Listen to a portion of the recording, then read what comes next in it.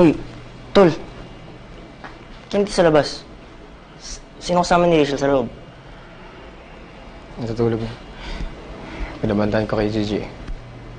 Oh, tara na. Baka mamaya magising yan, hanapin ka pa. Tara. Hindi naman ako hanapin nun. Bakit? Pati kasi sa akin sumama loob eh. Pinipilit ko kasing patawarin na si nanay. Wala to layaw eh. Sobrang tigasan ni Rachel ngayon.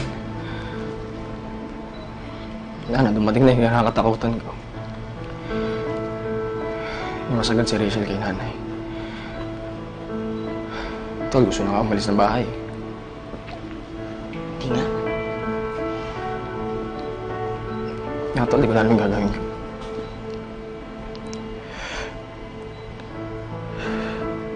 Nahihirapan ako sa sitwasyon ko eh. Hindi ko alam kung paano ko pagbabatiin yung dalawang yun.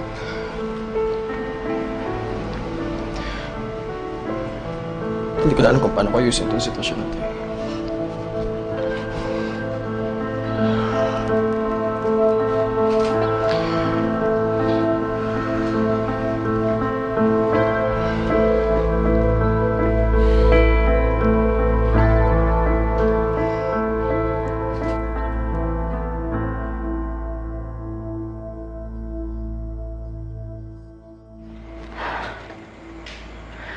Ay, Sito, tulungan mo ako.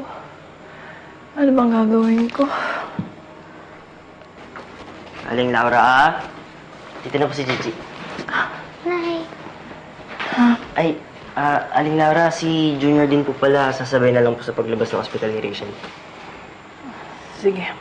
Sige po. Pumuna na po. Salamat, Puloy. Salamat po, kuya. Ingat ka, ha? Sige po. Kamusta na kaya yung baby ni Ate Rachel mo? At saka si ate mo, kamusta na kaya? Okay na daw po, sabi ng doktor, Nay. Salamat naman kung ganon.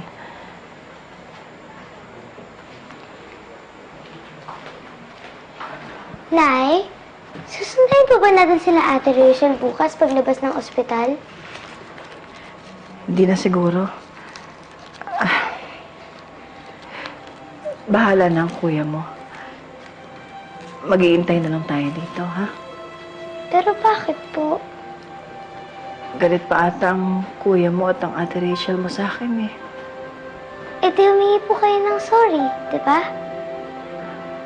Sa tingin mo ba, anak? Patatawarin kaya nila ako?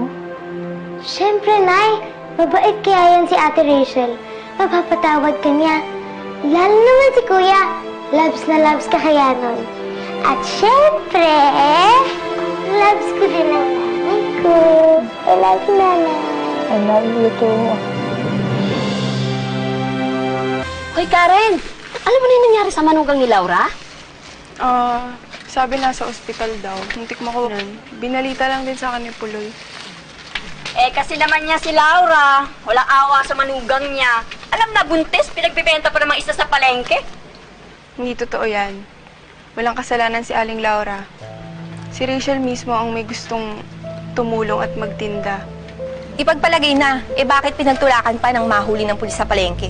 Hayaan, dinugutuloy. Ay, nako. Sadyang gusto ni Laura. Malaglag ang bata. Para mailayo niya ang anak nito. Wala nang responsibilidad si Junior, di ba? Ay! Teka muna, matanda ka. Eto na yung pinag-uusapan ninyo, oh. Aling Laura. Hindi totoo yung sinasabi mo. Kayo, ang kapal Aling Laura, ng tama mukha na. ninyo. Hindi ako kriminal. Aling Laura. Madali lang kayong humusga ng tao. Madali para sa inyong humusga. Pero nandun pa kayo nung nangyari yon. Hay nako, Laura. Alam na ng mga taga rito at pati ng taga-kabilang barangay kung gaano pag malupitan yung manugang mo. Konsensya mo na nga lang hindi nakakaalam eh. Oo nga, huwag ka nang magmalinis. Ginusto mong duguin siya para makunan, para. Tumahimik ka dahil hindi mo alam kung ano nangyari!